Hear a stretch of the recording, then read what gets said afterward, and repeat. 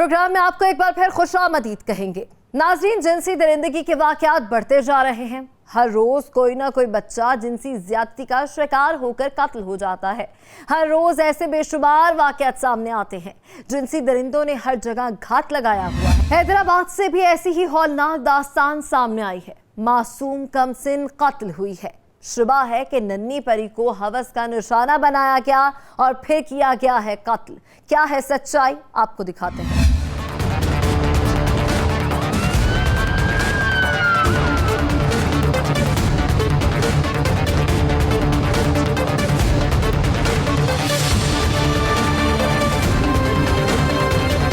हैदराबाद के इलाके में भी शैतानियत उरूज पर है।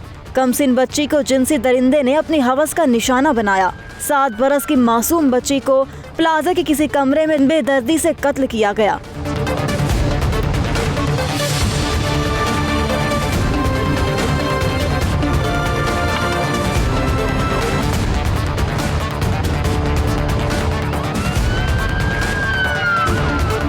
नन्ही बच्ची की लाश को मुलजिम ने छत पर फेंक दिया ताकि किसी को शक न हो और सबूत न मिले। बुरसा नन्ही परी को ढूंढ रहे थे।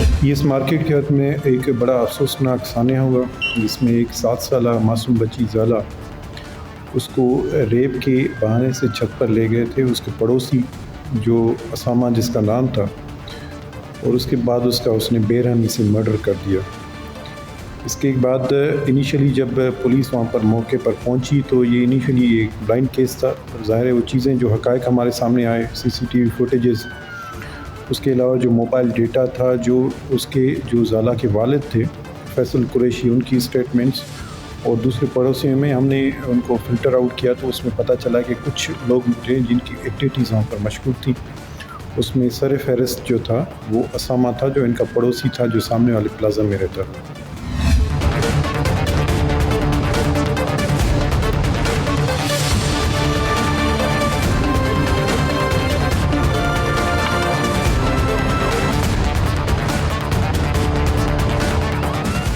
नाज़रीन, वर्षा गम से निढाल है। वर्षा 7 बरस की नन्ही ज़ारा को ढूंढते रहे थे। जब वर्षा को नन्ही ज़ारा मिली तो तब तक बहुत देर हो चुकी।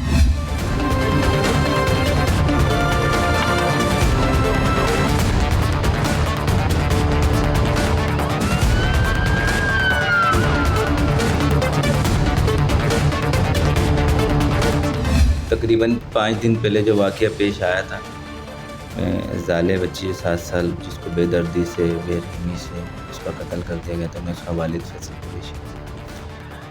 तो ये वाक़या तकरीबन 5 दिन पहले पेश आया था और मैंने जो एक तरीक़ाकार होता है उसके तहत जो है पुलिस को सारी चीज़ें दे दी थी। और जो है उसके बाद पुलिस ने अपनी इन्वेस्टिगेशन की। मुझे नहीं पता वो कैफिर किरदार तक पहुँच गया, वो पुलिस को पता है।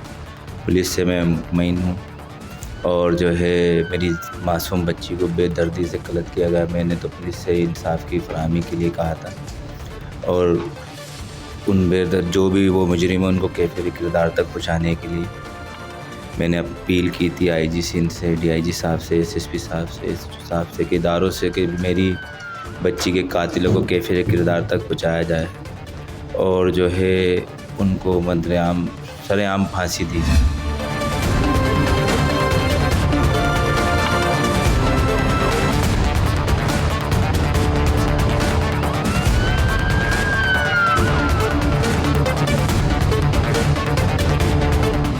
ये हमारे साथ बहुत बड़ी ज़्यादती हुई है। इसका अज़ाला जितना मैं कहूँ कि मेरे पास कोई अल्फाज नहीं है। मेरी मासूम बच्ची के साथ जिस भयानक तरीके से, जिस बेदर्दी से उसके ऊपर जुल्म हुआ, मैं आपको बयान नहीं कर सकता। हमारा कोई कसूर भी नहीं था, ना हमारा कोई ऐसी कोई खुदा ना खास्ता दुश्मनी थी। हमें तो ये पता ही नहीं हमारे साथ हुआ क्या।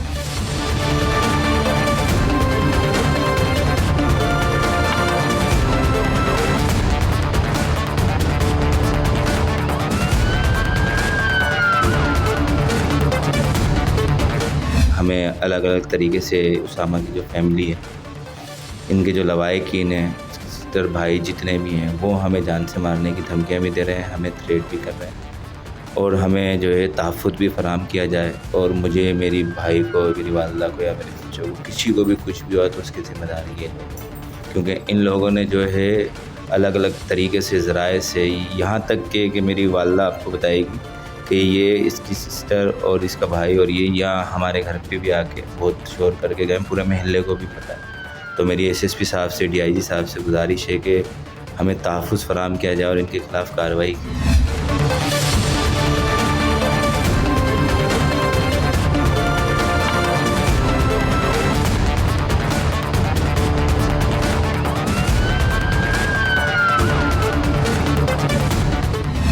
वर्षा के मुताबिक उन्होंने आईजी सिंध से दरख्वास्त की कि मुलजिम को सख्त सजा दी जाए। शुबा है कि शैतान ने नन्ही शहजादी को जिनसी ज्यादती के बाद कत्ल किया है। सच्चाई सामने आना बाकी है। वर्षा के मुताबिक पुलिस ने शैतान को पुलिस मुकाबले में मार दिया।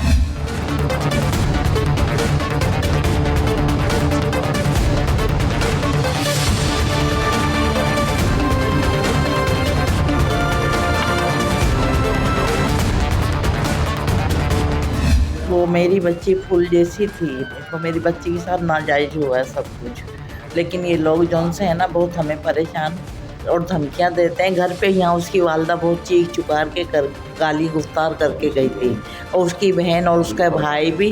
लेकिन हमें पुलिस की मदद चाहिए मेरे बेटे की हिफाजत के लिए, क्योंकि मैं हमारी पूरी फैमिली को हमें पुलिस की मदद चाहिए। हमारी जान का अंदेशा है, तहफ़्फ़ुज़ किया जाए और ऐसी दरिंदों को सज़ा दी जाए जो इस तरह की हरकत करते हैं। आइंदा किसी की बच्ची भी इस तरह फूल की तरह मुड़ जाए नहीं।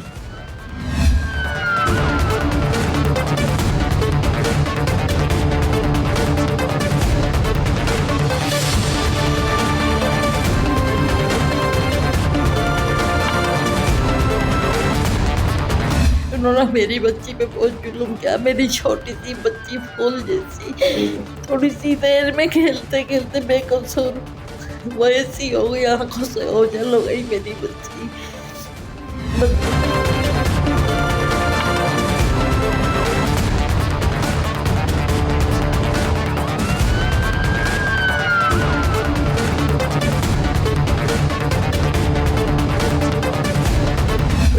मेरी गुजारिश है कि मेरे बच्चे का ख़ास तौर पर इसका ख्याल पूरी से रखें, मुझे हिफाजत की इनकी, क्योंकि मेरे बच्चे का भी खतरा है मुझे। वर्षा के मुताबिक शातिर मुलजिम फरार हो चुका था। पुलिस तफ्तीश कर रही थी। पुलिस ने जदीद टेक्नोलॉजी की मदद से मासूम बच्ची के कातिल के गिर्द घेरा तंग कर दिया।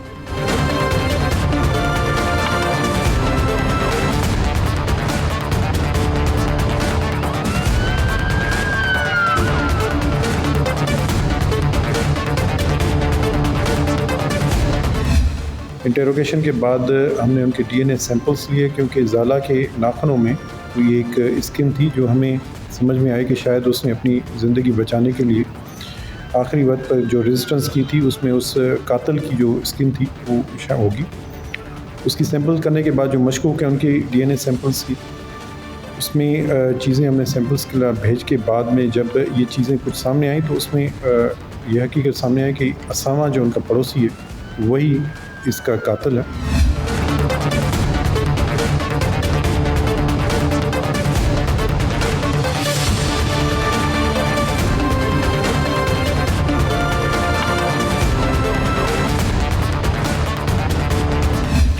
उसकी अरेस्ट के लिए पुलिस ने फिर उसके घर पर रेड किया, पर वो वहाँ पर अवेलेबल नहीं था। इन्फॉर्मेशन कलेक्ट की गई। इन्फॉर्मेशन कलेक्ट करने के बाद जब ये पता चला इन्फॉर्मर ने कि ये बाहर किसी शहर में निकलने की कोशिश कर रहा है, और उसी रात को फिर मीरा गली में जब पुलिस वहाँ पर इंटरसेप्ट करके बैठी हुई थी तो इनसे इसका टकराव हुआ, जिसमें एक्सचेंज ऑफ फायरिंग में ये जो असामा है वो मारा गया।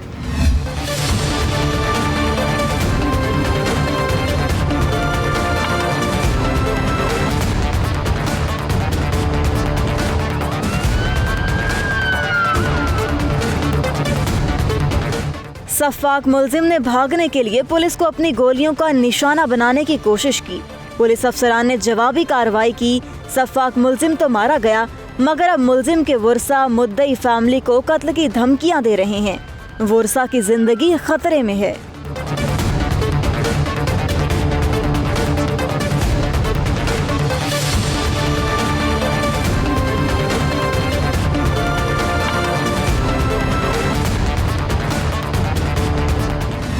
नाज़रीन, वर्षा के मुताबिक पुलिस ने 3 से 4 अफराद गिरफ्तार भी किए और उन्हें छोड़ दिया। बाद में मालूम हुआ कि पुलिस ने मुलजिम को पकड़ने की कोशिश की तो उसने फायरिंग कर दी। जवाबी कार्रवाई में मुलजिम मारा गया।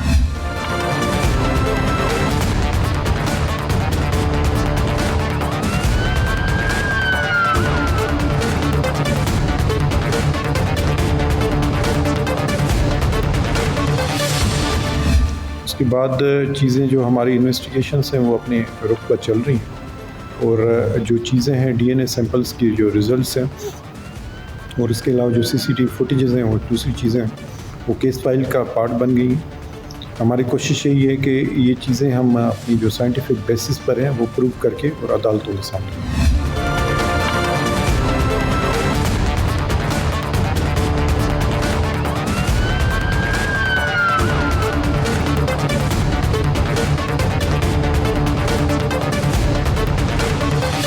वर्षा को अब मुलजिम के घर वालों और साथियों की तरफ से जान से मारने की धमकियां मिल रही हैं। वर्षा को तहफ्फुज़ चाहिए। उनकी नन्ही परी पर क़यामत ढाने वाला तो मारा जा चुका है। अब वर्षा को मुलजिमान के वारिसान की जानिब से भी धमकियां दी जा रही हैं।